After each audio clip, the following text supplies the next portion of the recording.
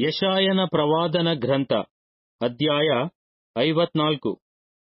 ಚೀಯೋನಿನ ಮುಂದಿನ ವೃದ್ಧಿಯೂ ವೈಭವವೂ. ಹೆರದವಳೇ, ಭಂಜೆಯೇ, ಹರ್ಷಧ್ವನಿಗೈ, ಪ್ರಸವ ವೇದನೆಯು. ಗಂಡನುಳ್ಳವಳಿಗಿಂತ ಗಂಡ ಬಿಟ್ಟವಳಿಗೆ ಮಕ್ಕಳು ಹೆಚ್ಚು ಎಂದು ಯೆಹೋವನು ಹೇಳುತ್ತಾನೆ. ನಿನ್ನ ಗುಡಾರದ ಸ್ಥಳವನ್ನು ವಿಸ್ತರಿಸು, ನಿನ್ನ ಹಗ್ಗಗಳನ್ನು ಉದ್ದ ಮಾಡಿ ಗೂಟಗಳನ್ನು ಬಲಪಡಿಸು. ನೀನು ಎಲ್ಲಾ ಕಡೆಗಳಲ್ಲಿಯೂ ಹಬ್ಬಿಕೊಳ್ಳುವಿ. ನಿನ್ನ ಸಂತಾನದವರು ಜನಾಂಗಗಳನ್ನು ವಶ ಮಾಡಿಕೊಂಡು ಹಾಳು ಪಟ್ಟಣಗಳನ್ನು ಜನಭರಿತವಾಗುವಂತೆ ಮಾಡುವರು. ಹೆದರಬೇಡ, ನಿನಗೆ ಅವಮಾನವಾಗುವುದಿಲ್ಲ.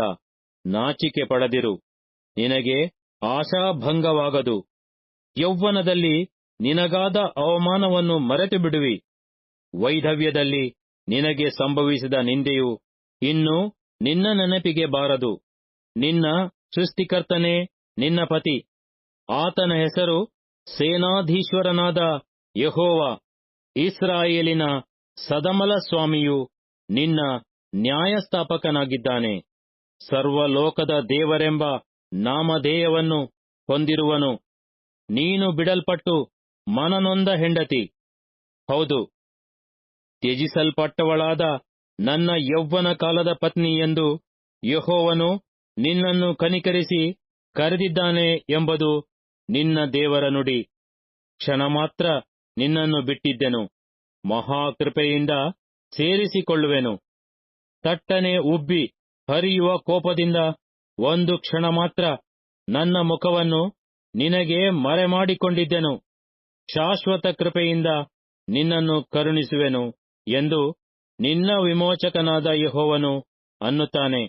ನಿನ್ನನ್ನು ತ್ಯಜಿಸಿದ್ದು ನನಗೆ ನೋಹನ ಕಾಲದ ಜಲ ಪ್ರಳಯದಂತಿದೆ.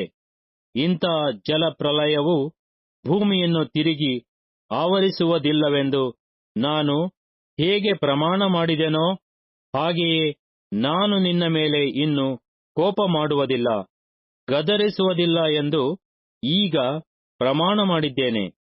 ಬೆಟ್ಟಗಳು ಸ್ಥಳವನ್ನು ಬಿಟ್ಟು ಹೋದಾವು, ಗುಡ್ಡಗಳು ಕದಲಿಯಾವು, ಆದರೆ ನನ್ನ ಕೃಪೆಯು ನಿನ್ನನ್ನು ಬಿಟ್ಟು ಹೋಗದು, ಸಮಾಧಾನದ ನನ್ನ ಒಪ್ಪಂದವು ಕದಲದು ಎಂದು ನಿನ್ನನ್ನು ಕರುಣಿಸುವ ಯೆಹೋವನು ಅನ್ನುತ್ತಾನೆ. ಕುಗ್ಗಿದವಳೇ, ಗಾಳಿಯ ಬಡಿತಕ್ಕೆ ಗುರಿಯಾದವಳೇ, ಯಾರೂ ಸಂತೈಸದವಳೇ, ಇಗೋ, ಇಂದ್ರನೀಲಮಣಿಗಳಿಂದ ನಿನಗೆ ಅಸ್ತಿವಾರವನ್ನು ಹಾಕಿ ನಿನ್ನ ಕಲ್ಲುಗಳನ್ನು ನೀಲಾಂಜನದ ಗಾರೆಯಿಂದ ಕಟ್ಟುವೆನು.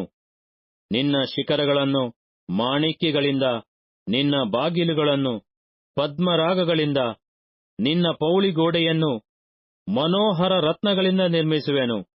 ನಿನ್ನ ಮಕ್ಕಳೆಲ್ಲರೂ ಯೆಹೋವನಿಂದ ಶಿಕ್ಷಿತರಾಗಿರುವರು, ಅವರಿಗೆ ಅಧಿಕ ಸುಕ್ಷೇಮವಾಗುವುದು.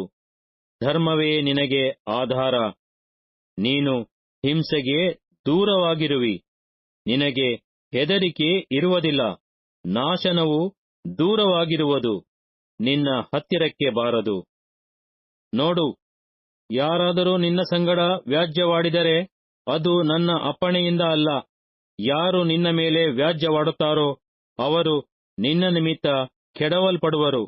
ಕೇಳು, ಕೆಂಡವನ್ನು ಊದುತ್ತಾ ಉಪಯುಕ್ತವಾದ ಆಯುಧವನ್ನುಂಟು ಮಾಡುವ ಕಮ್ಮಾರನನ್ನು ಸೃಷ್ಟಿಸಿದವನು ನಾನೇ, ಹಾಳು ಮಾಡುವ ಕೆಡುಕನನ್ನು ನಿರ್ಮಿಸಿದವನು ನಾನೇ. ನಿನ್ನನ್ನು ಎದುರಿಸಲು ಕಲ್ಪಿಸಿದ ಯಾವ ಆಯುಧವೂ ಜಯಿಸದು. ನ್ಯಾಯ ವಿಚಾರಣೆಯಲ್ಲಿ ನಿನಗೆ ವಿರುದ್ಧವಾಗಿ ಏಳುವ ಪ್ರತಿಯೊಂದು ನಾಲಿಗೆಯನ್ನು ದೋಷಿಯೆಂದು ನೀನು ಖಂಡಿಸುವಿ. ಈ ಸ್ಥಿತಿಯೇ ಯೆಹೋವನ ಸೇವಕರ ಸ್ವಾಸ್ಥ್ಯವೂ ನಾನು ದಯಪಾಲಿಸುವ ಸದ್ಧರ್ಮ ಫಲವೂ ಆಗಿದೆ ಎಂದು ಯೆಹೋವನು ಅನ್ನುತ್ತಾನೆ.